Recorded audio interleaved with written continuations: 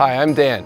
Most irrigation systems require only routine maintenance with very few repairs. Identifying and taking care of any minor issue now can help keep the water flow consistent when it's needed most.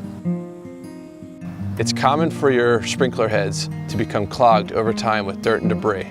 Occasionally, irrigation lines need to be flushed to clear any dirt or debris.